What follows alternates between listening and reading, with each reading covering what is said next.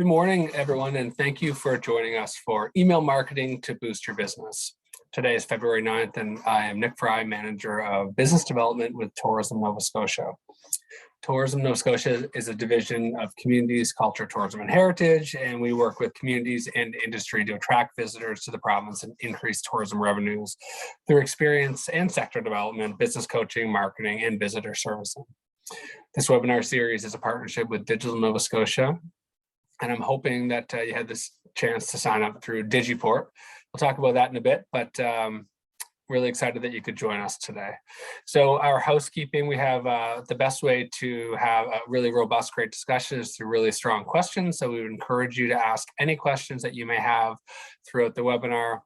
We also wanted to let you know that this will be available recording will be available tomorrow. So if you have to leave and, if we go past 11, or if you find something really valuable and you want to share it with, somebody else in the industry or a coworker, you can share that. And the closed captioning will be turned on, but, if you prefer to have it turned off, you can just turn it off in the settings. So again, as I mentioned, the webinar is a partnership with Digital Nova Scotia, and Digital Nova Scotia also, through our partnership, offers Digiport, and it's a one-stop shop for any interactive services and educational opportunities you need as a tourism business to bridge the digital gap. So we are doing our best to offer programs and services, tip sheets, webinars that will help address some of the challenges businesses have with their digital needs. So if you haven't signed up for Digiport, I would encourage you to do so, and the link's on the screen right there. So today, I'm really excited that we get to have Maria Sushko with us. She is the co-owner of Playground Creative. She has a master's in international commerce and a master's in marketing. We were lucky enough to work with Playground Creative for some of the videos on Digiport and had a wonderful experience. And I'm really excited to see Maria's presentation today. Maria comes to us today with over 15 years in marketing development and built a career in a variety of roles in industries, mostly across medium to large companies in France, Switzerland, and Canada, of course. Maria's specialized in business management process, specifically strategic marketing, business development, operational management, customer relationship management, and really knows how to make those tweaks to operate in competitive markets. And when you work with Playground, they say it's like working with a family. They offer an overall strategy and, brings a wealth of experience today. When speaking with Playground, they are planning to get on the one-on-one sessions. So you'll be able to book them one-on-one down the road when they get uploaded. So really excited to have Maria here today in Playground Creative. And I'd like to invite Maria to share her screen and share her knowledge. Welcome, Maria.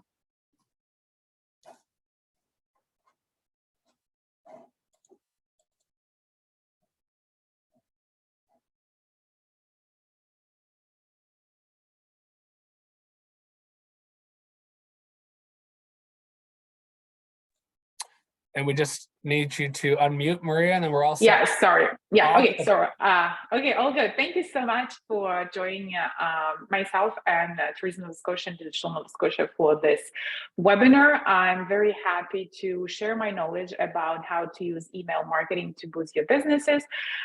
So as Nick explained to you, if you have any questions, you will probably ask them in the end, but if it's like a really important question and you feel like, oh, might forget it or whatever, don't hesitate to ask me, okay? I'm not going to be offended if you have me through my presentation. So today we're going to talk about how to use email marketing to boost your business.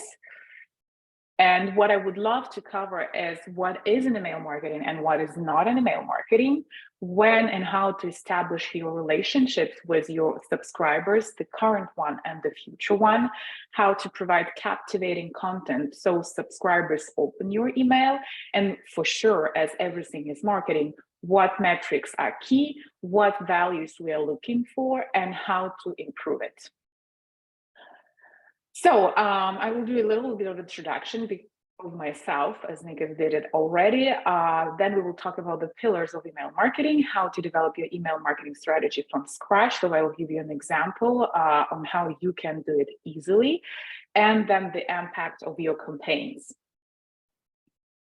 Okay, so as Nick said, my name is Maria Sushko. I'm Ukrainian, but I spent most of my adult life in France. This is where we started our first business with my husband. So we work basically with French and Swiss company. And then we moved to Canada and we kind of continue on the business journey here as well. So we mostly work with nonprofit organizations and the tourism businesses, just because we've been participating in tourism digital assistant programs with the DNS and Tourism Nova Scotia over the last 3 years. So when I will be speaking to you about the examples, I'm happy that I will be able to bring you some real examples with the real metrics.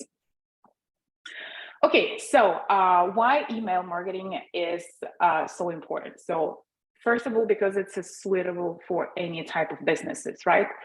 It's been here for over 20 years. So I just read an article this morning saying that the first email marketing was sent in 1978. And the person that sent it only sent to 300 email addresses. And this person says that they generated like over $30 million of revenue out of these email addresses, right? So, and why it's so important and it's still here, like over the 20 years, because it's a no loyalty channel have managed to outshine this channel, right? Despite of Facebook, Instagram, LinkedIn, all the social media that we have seen popping out over the last 20 years. It's bringing a very powerful and important return on investment comparing to all other channels. It's powerful because you can input any type of content, like it can be images, it can be text, it can be videos, GIFs, etc. Like what you're going to put into your email, depending only on you and not some algorithms or, okay, this file is not good for Instagram or Facebook, etc. And what I've noticed that for me, and email marketing is a perfect blend of business strategy, arts, technology, and psychology. Some of the figures, for example, in 2019, there's an English company that did a survey. It says that research has shown that organizations receive an average of $42 as a return on investments for every dollar spent. Okay, so what is an email marketing? So an email marketing is a loyalty tool. I know that all of you, you have different type of businesses. Most of you coming from tourism businesses. And I know that you want to sell, but I really want you to understand today that it's not a recruitment tool. It might be a sales tool, but it's not really a recruitment tool. Email marketing is a loyalty tool because you don't use to get new customers here. It's already the customers that either came to your website or expressed some interest, and you use this tool to activate your existing customers and retain them. So what is a newsletter? So we know all very well that there's different types of email marketing, and one of them, the most that people use, is a newsletter. So it's just a process of sending an email campaign to your subscribers. It might be transactional campaigns to sell your products. It may be an informational campaign to report on something. A newsletter serves to provide information that's not entirely transactional and helps more to share the information. And for sure, you can always add some transactional buttons at the end. So, but basically we want to share our knowledge to position ourselves as an expert in our field, links that have some interest to us, because we're not only talking about us, preferably in our newsletters, and sometimes the promotions. So consider email marketing as a window for your brand and your knowledge, so people can discover it, they can enjoy it, and they can share it. So the most important thing for me for a newsletter is like it gives you the possibility to build loyal audience and the audience that you can call your audience. I will explain it a little bit later, but why? Because you can share this content quickly, directly, and relatively cheaply, because all the email platforms, they're less expensive than Facebook ads and all other tools. You can retain your contacts because you're giving them updates on what you do or are doing, and you're sharing relevant content with them. By doing this, you will be creating an even closer bond with your customers, and then you can for sure monetize this content if you want to. By monetizing, I'm saying selling, for example, your services or your products, or even your, for example, media files. Okay, so newsletter again are the loyalty tool. Look, we know that there's a couple of the different types of email marketing. So we have this email campaign. So this is a very specific purpose. You can promote some events of yours, or the promotions, or something important that happening in your company. You have the newsletters, like the most known type of email marketing, which is a consistent email marketing. That's something that you set at the frequency you've decided to do it. You also have an automated marketing emails, which is the triggered emails, like for example, might be a welcome email or something else. And you have transactional emails, which is booking confirmation, orders confirmations, reminders, for example, or you've booked a service, it's coming in the one day. It can be a thank you email. One of the great example of a transactional email, it's abandoned cart, right? You probably all noticed that when you trying to buy something on the internet and finally you decided not to, about like, I don't know, 15 emails or sometimes 2 or 3 hours later, you have this mail saying, oh, you forgot something in your cart. So this is a great example of it. So again, it's a community building tool, the community building tool around your brand, around your services, around your company. It's not a spam, because we are only sending solicited communication, and I will talk about it more a little bit further into the presentation. Marketing communication has been requested or will be requested. It's a very important point. And it's either already have been or will be permitted. We need to ensure that subscribers have subscribed voluntarily and explicitly to your email list. If we respect all that, so email marketing becomes a very useful loyalty tool, build trustworthiness to your brand and to your products, and for sure maintain the customer relationships. Okay, so we know that email marketing is a very big thing for all the e-commerce websites, right? I'm myself receiving like 5 to 10 emails different like from the e-commerce websites. But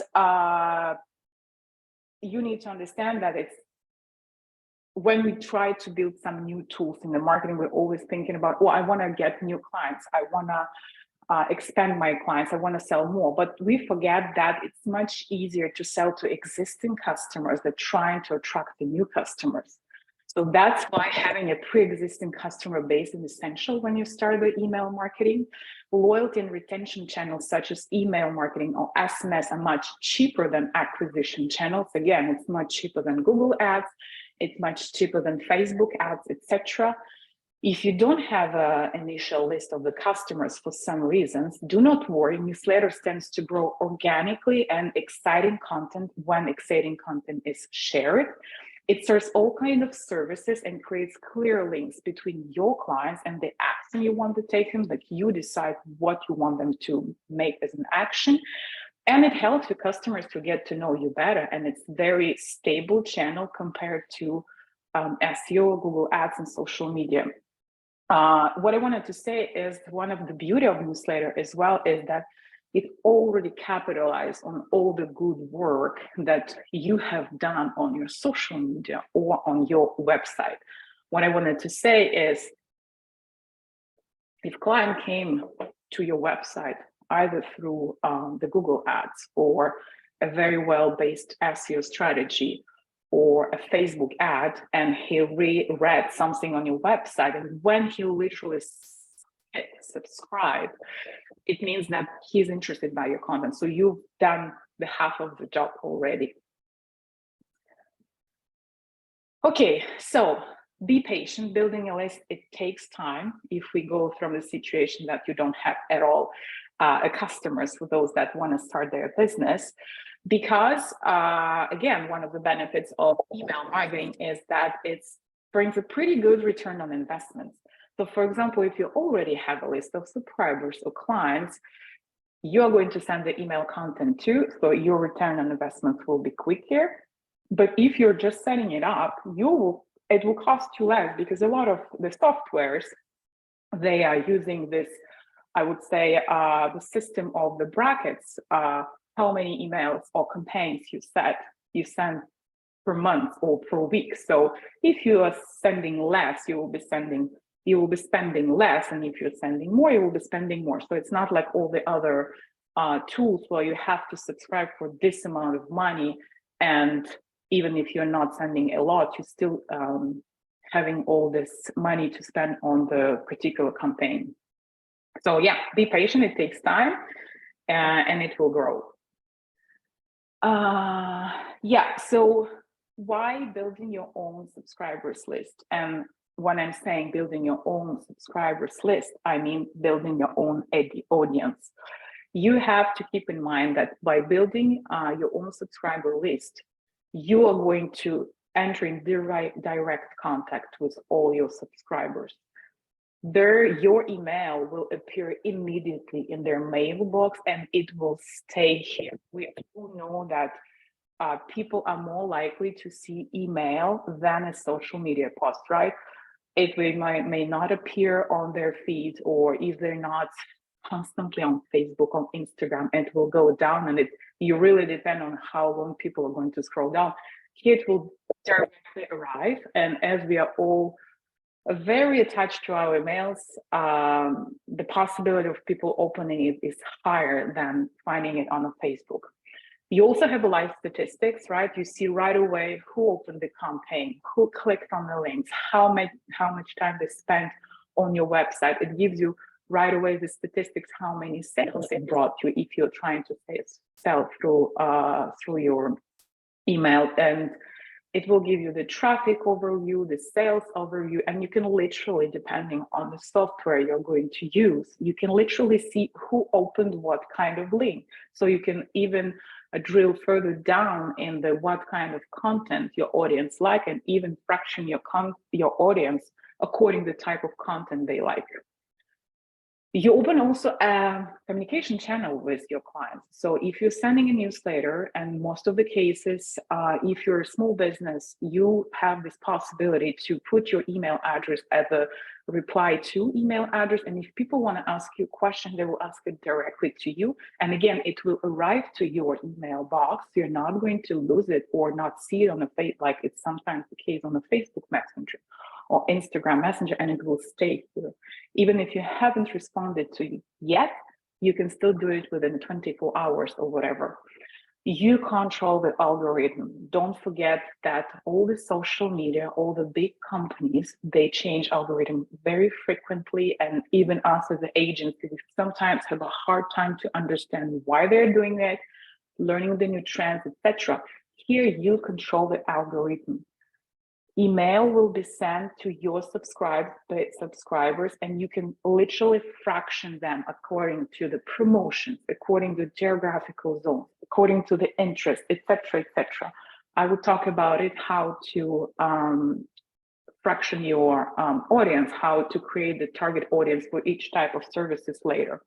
And your audience belongs to you, not to a third party. I mean, if one day Facebook or Instagram crashes or whatever, or you got banned, for example, it happened to my client, they just posted something normal, but for some reason their account were closed, they lost all their audience, like gone. All these efforts that they put into building this audience and to creating all this great content on a Facebook newsletter or TikTok, Instagram or TikTok, it's just vanished within one day.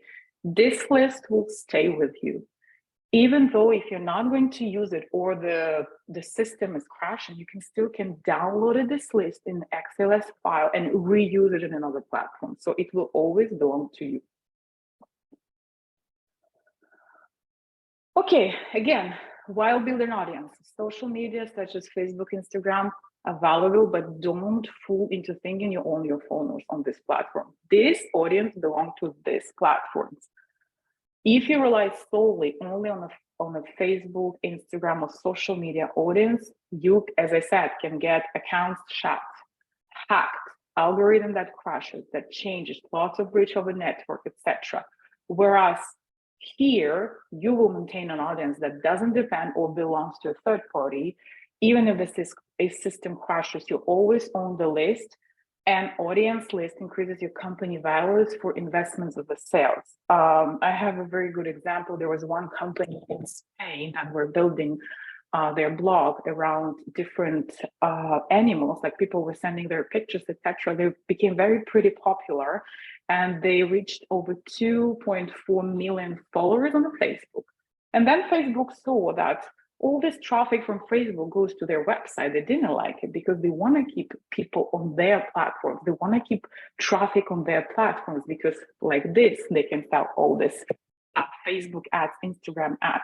So they basically changed the algorithms, and this company, they lost all their followers, and they went from 12 person that worked for this company to almost 2. And I have another example. There was a company that called Morning Brew. So it is a company that gives some news for the millennials. So they build their subscribers list via their website. They were always also active on a Facebook and Instagram. And they even went further. They went to the university in the United States and they fill out the forms to get email addresses. So their email addresses list grew to 3 million subscribers. So when it was the time to sell their company, because they have such a huge audience that they owned, they were able to sell their company for $74 million. So don't forget that having this stable subscribers base and good opening rates, it might bring some value to your company, the market value of your company, if one day you will decide to sell it. So why it's the better audience? Just because subscribing for emails, it's less impulsive than becoming a follower on social media. Myself, as you, I know I'm following a lot of accounts, but I'm not always looking in their posts and I'm not their audience. For me to subscribe to someone's website updates, I have to visit website, enter my email address, sometimes fill on the fields on the form if there's a form, and then sometimes even check the confirmation email. So this is really a more thoughtful process from your subscriber than just from your follower. So after all my presentation, you might ask me, oh, okay, so I'm going to completely drop out my social media and I will be doing only the email marketing. No, for sure, no, it's not about that. Email marketing is about reducing the risk. I talk about all this risk is just to be on a social media, and it's a part of a wider marketing strategy that involves multiple marketing platforms and channels. So it's crucial to maintain at least one acquisition channel. So you can find a perfect formula that works for you between Google search, like investing in AdSeo, or the Google ads or social media. And then you combine this acquisition channel with your loyalty channel, which is email marketing. In this way, you might maximize your return on investments. Again, because it creates audience on the different ad networks, I just learned if you have an audience, if you have a list of subscribers, you can then download it in the Meta Business. There's a process to go through that. And you can then create a lookalike audiences. You can then make targeted advertising through the Meta, right, on the Facebook and Instagram based on your subscribers list. But again, be careful because for sure you will share this list with a Facebook. So again, you are sharing your audience with the third-party applications. And for sure, it helps you to promote your events, bookings, and your products. Okay, so how do we create our subscribers list? Okay, so first of all, please understand that having a huge subscribers list that do not interact with your content is counterproductive, right? Aim to have subscribers with greater engagement and active interest in your content. So what is a subscriber list? It's the list of your subscribers. So collect as much information as you need when you try to create your subscribers list. So you'll know that it's a little pop-up window or somewhere on your website that says subscribe to our newsletters or be the first to know about our updates, whatever you have chosen to use as a wording and as a call to action to subscribe to your list. But when you create this little subscribers box, think about if it's going to allow you to analyze your audience. For example, create different audiences and use these audiences. Be careful with picking up the phone number. I strongly, I don't advise you to do that, just because with all this spam that happens on the phones recently with people calling you, the people don't like giving their phone number because it's kind of, for some reason, they consider it as a more stepping in their privacy, giving literally my phone number. So if really you can go without it, don't ask for a phone number, only request the necessary information. Again, the more you ask, the more you increase the risk of people dropping off the subscription process. I have one of the clients, so it's a hotel in Walthall, and she has a huge subscribers list, right? So the only thing she asks from her subscribers, the new one, is just to say either from Nova Scotia or Atlantic Canada. Like she basically says, please tell us if you're from Atlantic Canada, and they just going to check the box. Why? Because during the off season, which is not a summer season, she's doing a lot of things locally, like some brunches, some supper clubs. So she wants to be able to send emails to the people that live in Nova Scotia or not far from Nova Scotia, right? Because she doesn't want to send email to 8,000 people that live outside of Nova Scotia. It will never come for her brunch on Sunday morning, whereas people that live in Nova Scotia might be interested in that. So that's why she decided to collect email address and just ask them people if they're from Atlantic Canada or not. So this is the great example of request only necessary information that will allow you to analyze your audience, create different audience, and use this audience.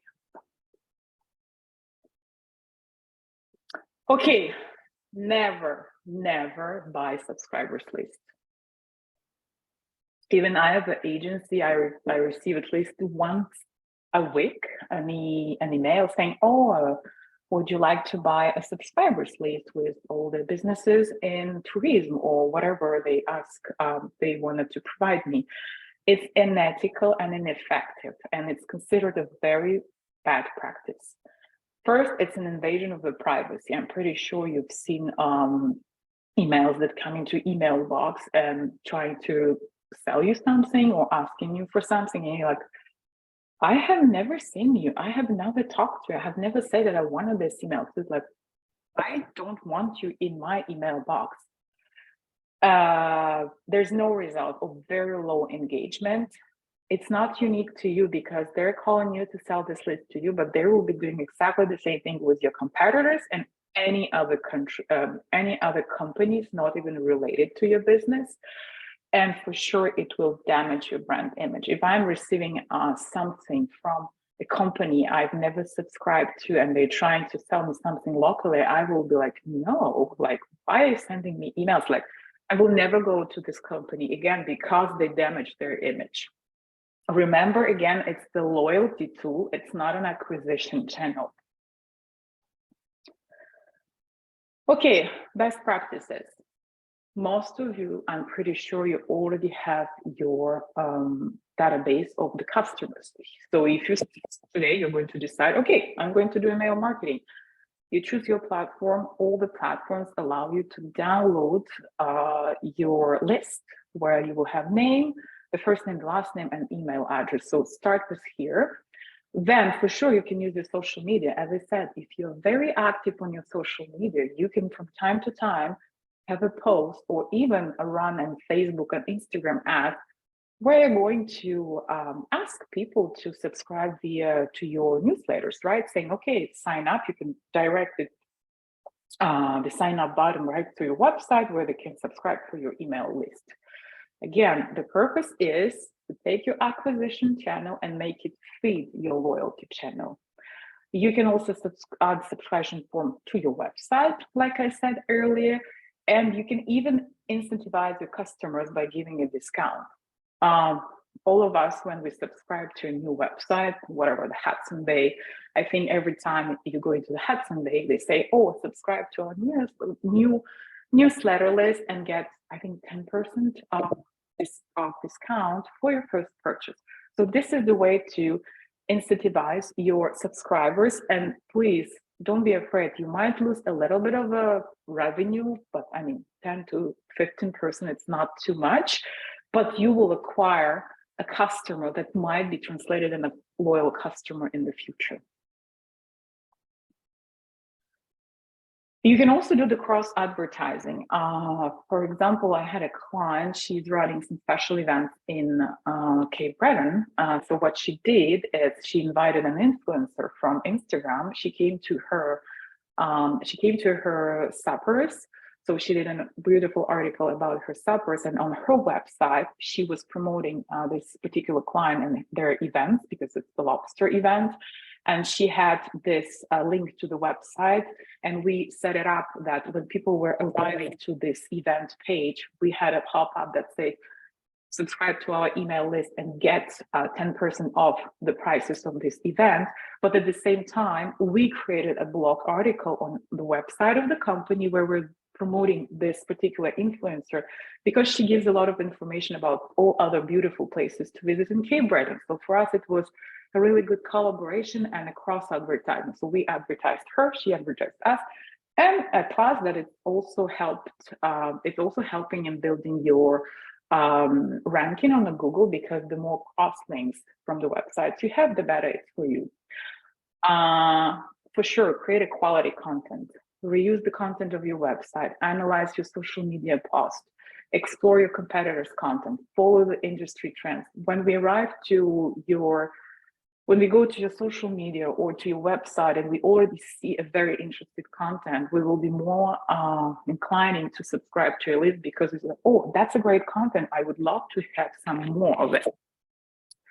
Offer as well guides, documents to download. Myself, I'm always reading a lot about the trends in marketing, etc. So sometimes I'm just Googling things and I'm arriving to a very nice article. And here I have a pop-up email saying, oh, download our book about Facebook ads. Leave your email address. I think HubSpot, they're very good at it. So like this, you can collect the email addresses. So for example, if we take a wine tour company, right? So the wine tours in Wolfville area, they're only running in the summer. So like starting right now, you can create, I don't know, a map of the best or the top 10 vineyards in Nova Scotia, and you can just propose to people to download this map, right? And to leave your email address. Again, keep in mind that the guides or documents you're suggesting them to download, it should be relevant information and not just only relevant, but interesting for your potential subscribers. Again, if it's possible, and depending on your business, depending on how you are building the relationship with your customers or leads, but try to have a subscribe for link button on any of your point of contact with the potential client or customer. What I'm saying, you might have it on your invoices. If you're sending invoices, I don't know, you can have it on your newsletters for sure. Already a newsletter, you can say people, don't forget to subscribe to our newsletter if they want to share, for example, this information with their friends. I already said about the Facebook, but try to think what are the point of contacts with your potential customers or your current customers, and try to see if it's possible to insert this subscribers link in this points of contacts. Okay, so we've seen the basics, the pillars of email marketing. Right now, we will go to the strategy. So as any strategy, we have to set up the goals, like what do you want to do? I wanted to boost your sales, or you're going to build a little bit more of the loyalty, or you're preparing for an important event in where you want to create awareness around this event. Set up your goals first, for sure. Plan, create, deliver, and analyze. I will present you a really simple strategy that I'm using for most of my tourism clients, which is reusing your existing content. What it says that you can reuse the content from your social media, your website, or lookalike of similar businesses. So the first thing when you will be creating your strategy, think about communicating it clearly. Why? Because having a strategy gives you the possibility to set up all the most important things for your strategy, such as the brand tone and voice. Like you want to make sure that every message that you're going to be sent, it will be on the same, responding to your brand and to the message you wanted to vehicle.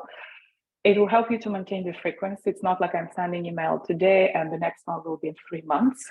It will help you to adjust it to the seasonality. Like if, especially you're in a tourism business, I'm pretty sure that you're depending on the high periods and the off periods. It will keep as well to keep subscribers' interest and generate and create content. Consistency is the key to build the loyalty. So planning is crucial, but this is relevant for everything, even for your social media strategy. Why it's important as well, frequency and the planning, because sending your emails frequently will help you as well to clean your subscribers list, which will be positively affecting then your delivery rate. So because the system will be calculating how many bounced emails came back, it will automatically, most of the systems, they unsubscribe automatically the bounce back email addresses. So you will be cleaning your list. So instead of thinking that, oh my God, I have 3,000 subscribers, but the half of them are bounced, by sending emails frequently, you will be able to clean the list. So when to send an email newsletter? If you Google when to send a newsletter, I don't know for what reason, but it says Tuesdays.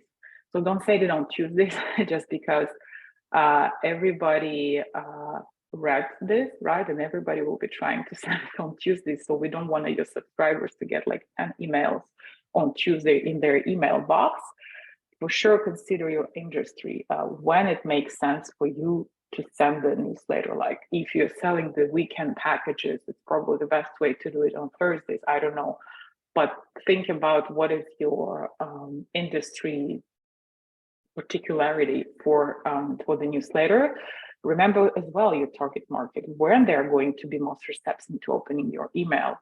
Again, if you're selling some packages for the, I don't know, weekend, to spend the weekend with the kids, probably the best thing to send the emails is closer to the weekend when the mothers like myself are thinking, okay, what I'm going to do with my kids today, especially in this time when the weather is so unpredictable for the weekends.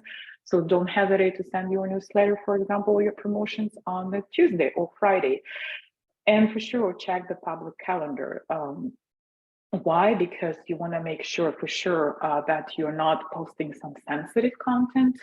Just a good example of it, if you're promoting a wine tour, and I think like September 13th or 14th is the National Sober Day, you will look not very good if you're sending email about the wine tour for the National Sober Day, right? Just Google the public calendar and Google with all the different funny or mandatory holidays, and you can for sure use it. Okay, so this is an email template I'm using with my clients. So basically, when they try to create a strategy, we take this template where we try to say, okay, what will be the date we're sending the newsletter? What will be the subject, the introduction line, the content, the photo or larger text, and if we want to add any additional fields like, I don't know, some links to other websites, as I said, some important dates, if we have any promos or any call to actions. This is a template we've created. It's the starting point for your strategy, but don't hesitate to create your own. If you're planning to sending different type of campaigns, like if you have audience and you decided to divide it in a different pillars. So if you have just a regular newsletter about your company and then you have a promotional newsletter, so create 2 templates.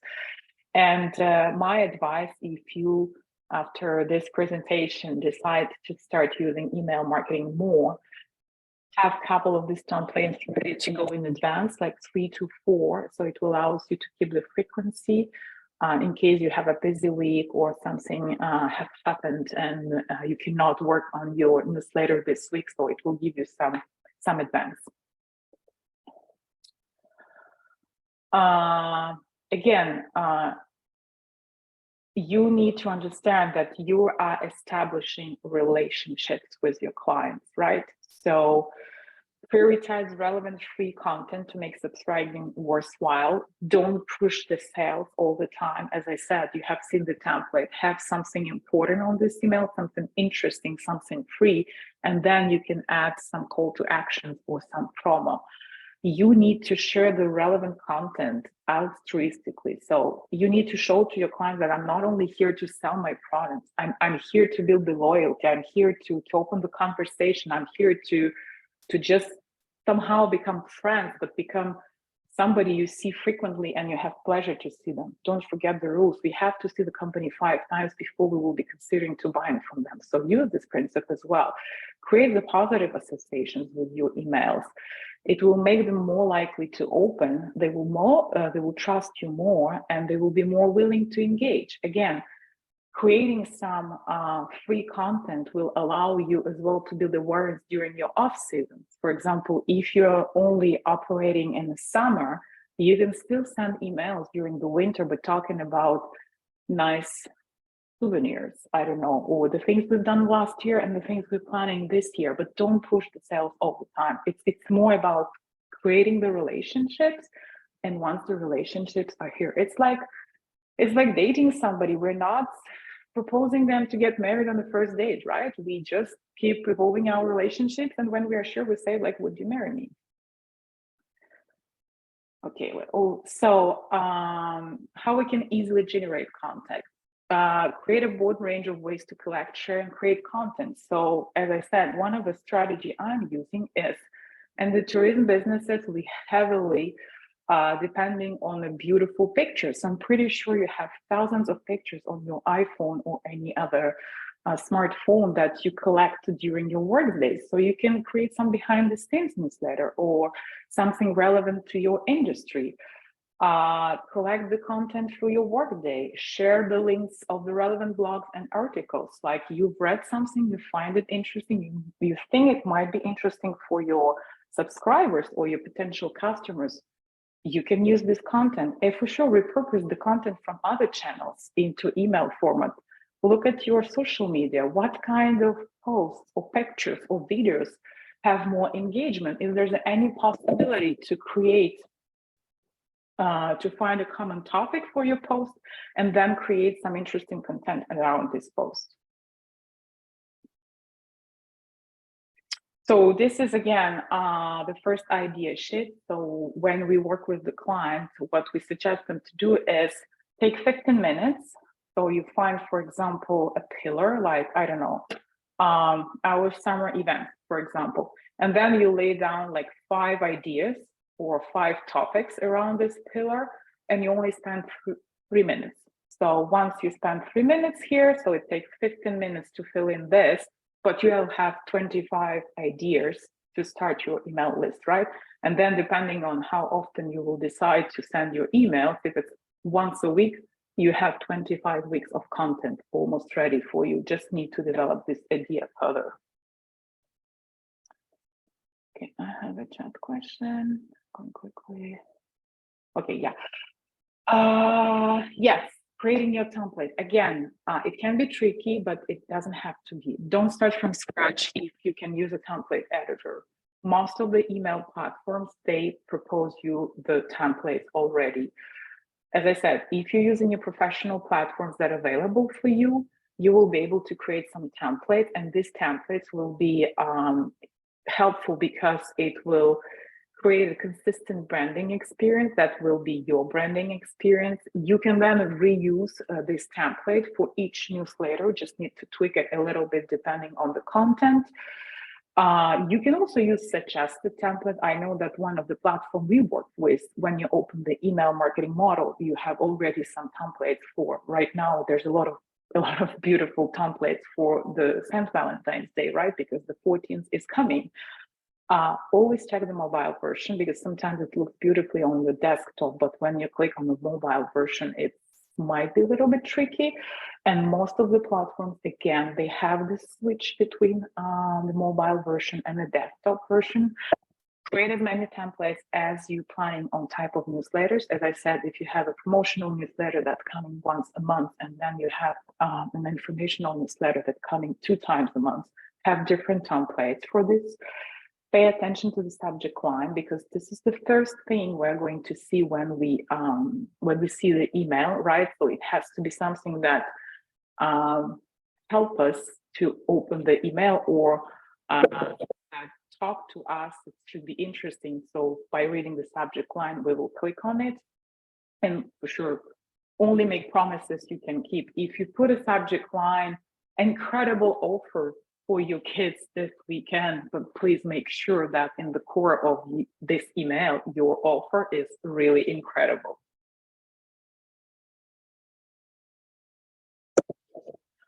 Okay, again, frequency.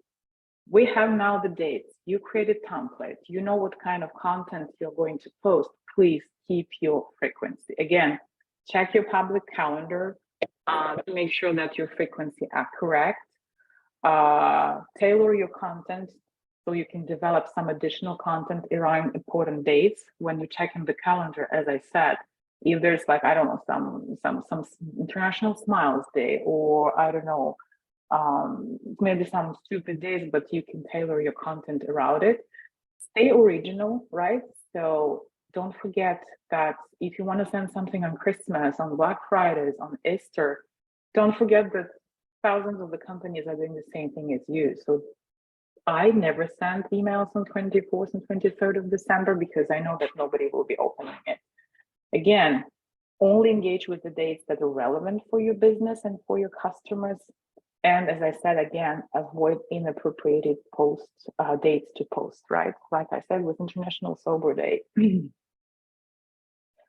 Very important, a welcome email. Not everybody have it, but it's a really good tool. As I said, when people subscribe to your email, send them a welcome email. It's called one of the automated emails, because it's the first impression, right? So in this email, you can show some of your best contents, pictures of blog or post, or you can explain them what can they expect from your newsletters. Just list like, every month you will get updates on this, this, or that, or you will be first to know about our promotions, etc., etc. But for the clients for whom we installed the welcome email, we saw a significant increase in the open rates then. Okay, some of the techniques to stop your emails from going to spam. So you need to know that there's a deliverability. So it's a whole field of study responsible for analyzing if your email will go to spam or not, and the best ways to avoid it. So it's algorithms that are similar to Google ones for the Google ranking. They're all private. You will never find information about them, just because we don't want spammers to find this information, right? It's the set of filters and how they set up these filters and how they analyze each emails. And if you see that your opening rate is very low, that might be that your emails are going to spam, and I will tell you how to avoid it. But just for the industry, 50 is considered as an exceptional opening rate, 20 to 30 is considered the good. And as I said, 10 is really a bad one. So you have to ask yourself the questions, what is happening? So good practices, please, organic subscribers list. I already told you, we don't buy the lists. The clickable content, again, one of the filters is if you click on the content that is inside email, or it's just a reading. Fulfill your subscribers' expectation again. So people read your email and click on it. It should be content that is relevant for them and interesting for them. Regularly clean your list for sure. There's one of the techniques. If you do have a big list of the subscribers, and you see that the opening rates are not good, I know that some of the softwares they have this option: send email to those who haven't opened it yet. And you can literally ask clients, do you love to keep getting our emails or not? Don't worry, even if your ego will suffer, because most of them will say no. but it will clean your list. It will narrow down your market. But will be clients that are engaging with you. So you maybe have less subscribers, but more people that are engaging with your content and that more inclined to buy after your services.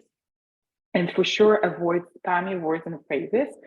You can Google them. There's a kind of a list, but don't put in the subject line things like free, buy now, essential, perfect, money guarantee, 100 return back, etc. Like all these nice words between the brackets that spammers are using all the time. The metrics.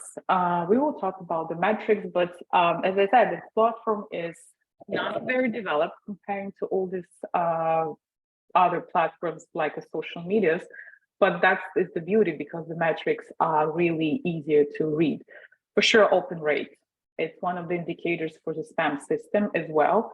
So they will use it to read your emails.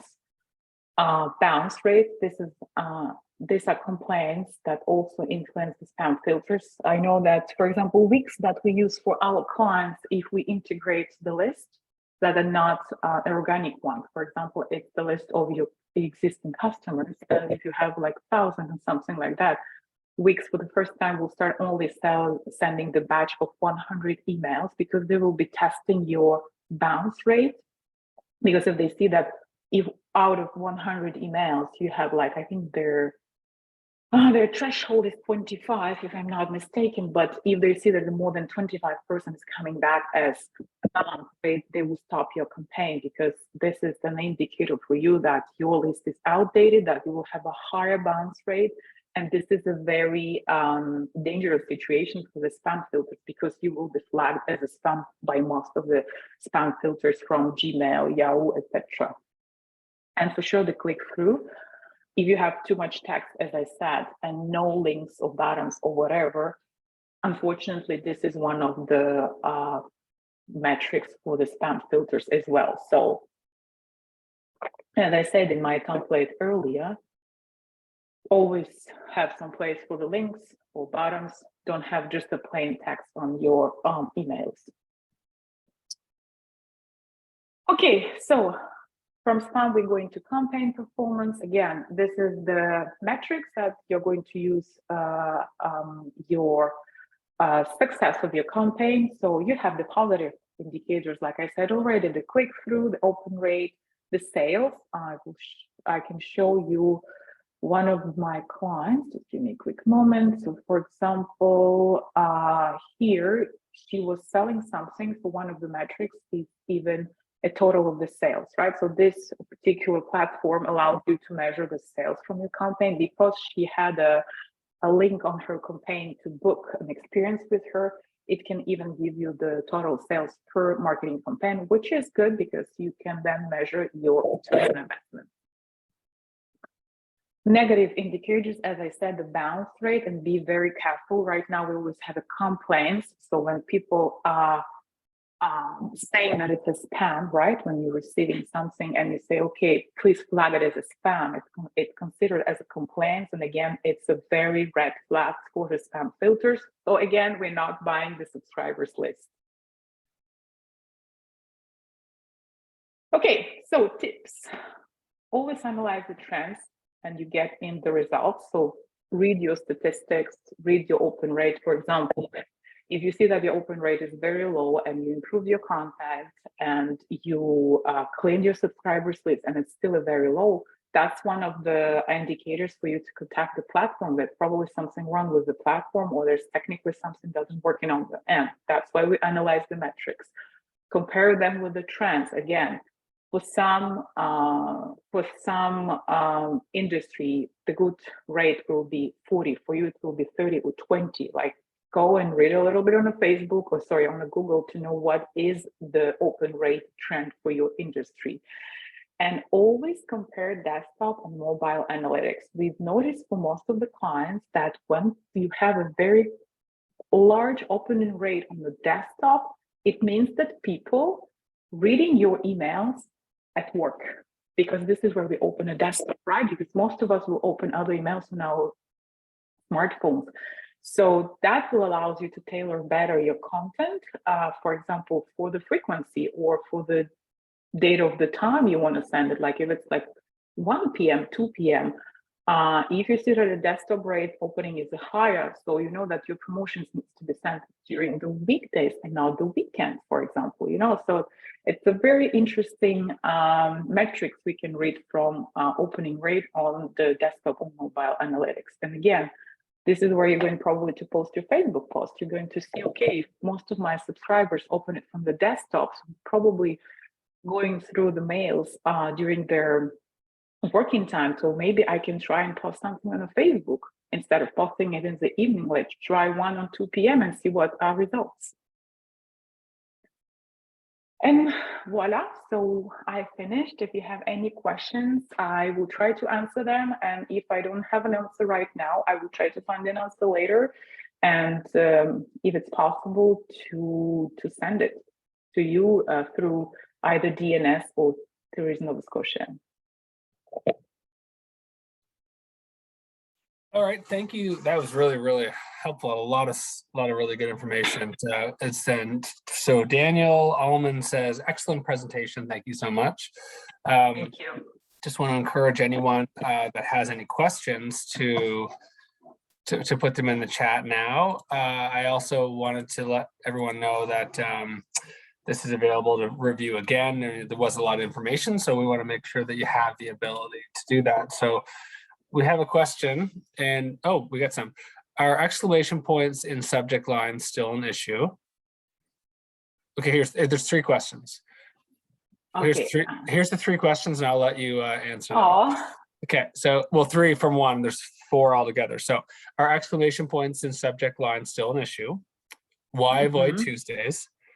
How do you determine when you're most receptive to opening emails?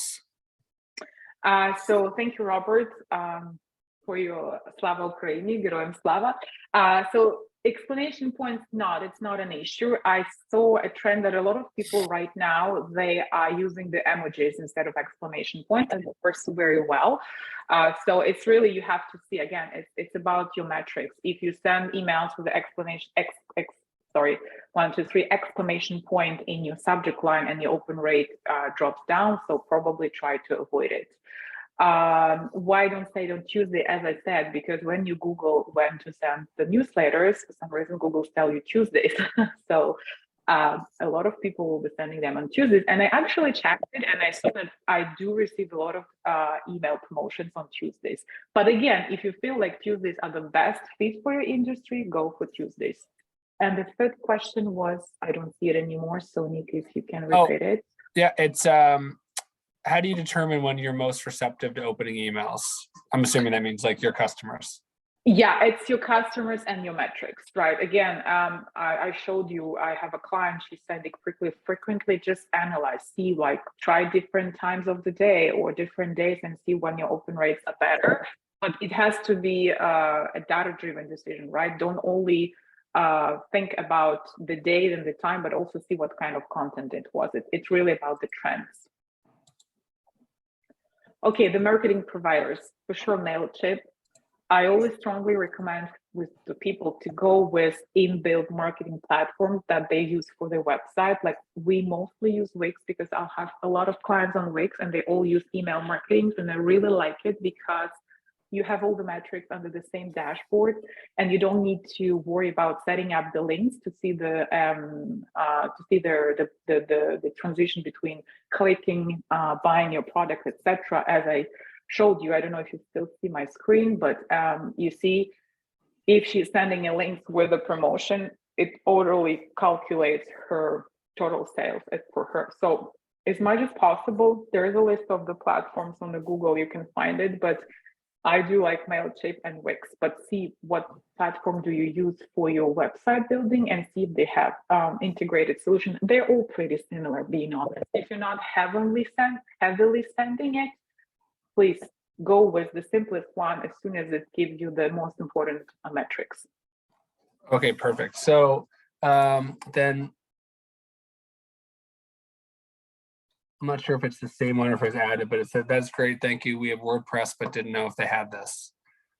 Yeah, or look for the models. I mean, even Wix, if you don't want to use the Wix marketing, they do suggest the integration with MailChimp and all other platforms. Just Google and see what integration works for WordPress for you guys, or just go with the MailChimp. I think if you're using WordPress, you can go just separately with MailChimp.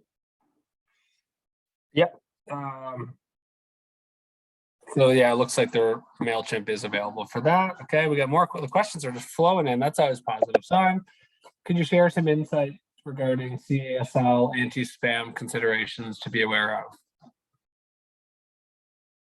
So yeah, as I said, the anti-spam, first, don't buy the list, pay attention to your subject line, don't use the words, as I said, that spammers are using a lot, like free, money guarantee back, free loan, etc. Like everything which is money related, don't use it.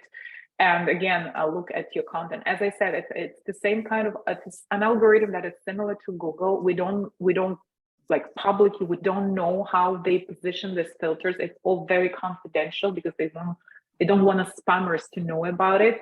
So it's literally about your content. Like, as I said, if you see that your spam rate and bounce rate are growing, review your content and think, okay, should I add some clicks? Am I using the right words, etc. But the first thing is don't buy the subscribers list. Okay, so no one is allowed to buy the subscriber list. Yeah. So what are the best practices? Because buying it is not illegal, but sending emails for people, especially if you have some part of your clients in Europe. In Europe, the legislation is very strict about it. It's a little bit less strict here in Canada, but especially in Europe. Okay, that's really great information. What are the best practices when transferring an email list from one email marketing platform to another? We're considering changing They're considering changing the providers. It's really simple. It's literally you're going to I'm not going to share because it's private information from my client, but it's literally you're going to your contact list and somewhere you should have it import or export your list, and you just export it to SSD file. And you're just going to import it, like you export it from your current system and then you import it to a new system. It's a very, very simple process. Oh, perfect. So Wendy Collins says, I had once been told by someone not to use pictures in my emails because they can increase the chance of ending up in spam. I've been instructed to stick to text emails and to write as if I'm sending an email to a friend. Thoughts? I strongly disagree with that because just look into all the e-commerce website emails you're receiving, right? There's a tons of the pictures and they still ends up in your inbox. So yeah, don't use like 300 pictures for sure, because think about mobile version, right? If you see that your mobile opening rate up greater than desktop, so put less pictures because it will be using the bandwidth of the internet for your clients. But no, you could definitely use the pictures for sure. Keep the content normal, I would say. Don't go with the pictures that might be considered as a spam. Perfect. What do you think of putting an index at the top of your newsletter that indicates what is inside the newsletter? Again, it depends on your content, and depends on what type of newsletter you are sending. There's no good rule for it. If it's a promotional newsletter, that's one thing. If it's just if it's a transactional, informational, it's another thing. It depends on the industry you are in, what kind of newsletter you are sending, and again, see the analytics and try again. Perfect. So are there any good Canadian-based ESPs you can recommend? You don't know, it's very difficult today to say if they're Canadian or not, because a lot of them are hosting their service in the United States or Canada. In all currents, I know that a lot of my clients were not willing to go with Wix because they were based in Europe and US. But being honest, as soon as you're not collecting any credit card information or whatever, it doesn't really matter, at least if you wanted to support Canadian business. But I'm not aware of any like Canadian-based softwares, being honest. Right. It was never a criteria for my choices, sorry. Yes, that makes sense. I know it's funny for some of our processes, like we have to specify, that we need it to be in Canada based on our, a government contract, or, even if we're using. Yeah, I do have a couple of the clients. Yeah, for Yeah. sure. I do have a couple, but again, it's only specified if you're collecting the delicate information. I mean, Right. The credit card information is not considered as a delicate, right? And especially even if you're using a Squarespace, I'm not even sure that in Canada, being honest, or you can control where this information will go. It's all happening inside of the company and we don't see it. Right. So somebody said, Aaron, do you recommend Klaviyo? We just built a new website on Shopify and moved away from WordPress and MailChimp. Being honest, I'm so sorry, Aaron. I'm not aware about. I have never heard about it because, as I said, there's like thousands of the things out there. So unfortunately, I cannot answer this question. But just go and just Google Klaviyo review, and you will see what people think about it. Nicole is actually asking Ashley a question about why she wanted to switch from her program. So maybe we can connect Ashley and that other and Nicole offline. So let's see. I think we got all of our questions. Oh, what ESP does TNS use? Good question, Robert. Sunny, you may know. I think it's MailChimp. I was gonna say I believe it's MailChimp, and we have a very robust MailChimp account, from what I understand. We use it for research as well. But if I'm wrong, Robert, we will connect and let you know. Again. Question in the chat after too. Sorry, Sunny, I'm having trouble hearing you. There's one more question in the chat. Oh, we got some questions. Okay. Yeah. So Robert, we're going to go with MailChimp on that. That would be our research and social media team that does that. But if it's wrong, I will let you know. And in the chat. Yeah, could you touch on frequency?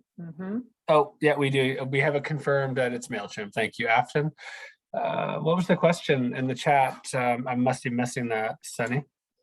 Sorry, there's a question about frequency. Did you touch that one already? Sorry. So I actually have a very great example. As I said, your accommodation. So it really depends on your seasonality and your offer. Again, my client in Wolfville, and I can share it's a Teddington Inn. She creates different audience. As I said, she has her audience, which is outside of Nova Scotia, and she probably sending a newsletter once every 2-3 months to them because off season. And then she increased the frequency while the season is approaching, when she's trying to say, okay, I have some new packages coming in, like telling about the things that are going to happen this summer in Wolfville or Nova Scotia, why it's good to come to Nova Scotia. But she has another list for her brunches on Sunday and for her supper clubs that are happening, I think, once a month.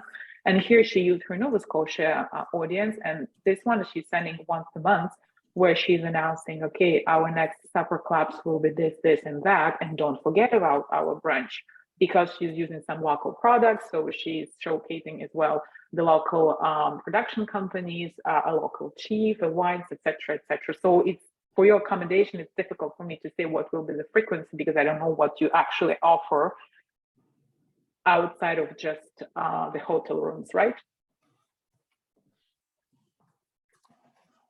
That's great. And don't forget, Maria is going to, she promises, sign up to be a one-on-one. Cross my heart. Yeah. So DNS in the background will make sure that we connect and our TNS team. So if obviously there's a lot of great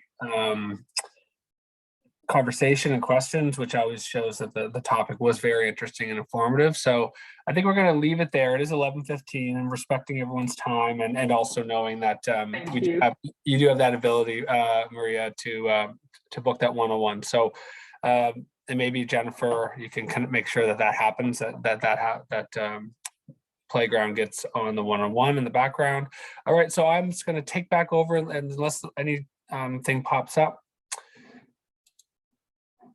I am still here. Okay, perfect. I will share my screen. Wonderful.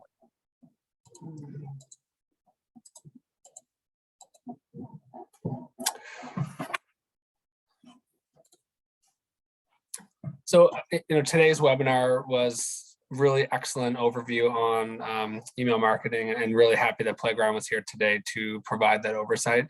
I find the webinars are so valuable, and if you thought today was great and you could share it with a friend or industry, please do. Our next webinar is Thursday, March 9th at 10 a.m. and it will be how to use marketing technologies to create a sustainable tourism business. So that should be a really good one, and that's presented by Shelley Belafontaine from Atlantic Online Fair Lead Marketing. And our next one after that is Thursday, April 13th at 10 a.m. How to Crack the Profitable Facebook Ads Code, presented by Sarah McIsaac of Dashboard Living. And figuring out like the algorithm and how to get those codes will be very, very helpful. All of our recordings are, of course, at tourismns.ca/webinar/series, and also on Digiport. Please stay connected with Tourism Nova Scotia. Send us an email. Let us know if there's any topics you think we should cover. Our corporate website is tourismns.ca. Our consumer website is novascotia.com. We have our TNS news and resources on our website. We're on Tourism NS for corporate Twitter, and our LinkedIn is Tourism Nova Scotia. Thank you so much for joining us, and have a wonderful day.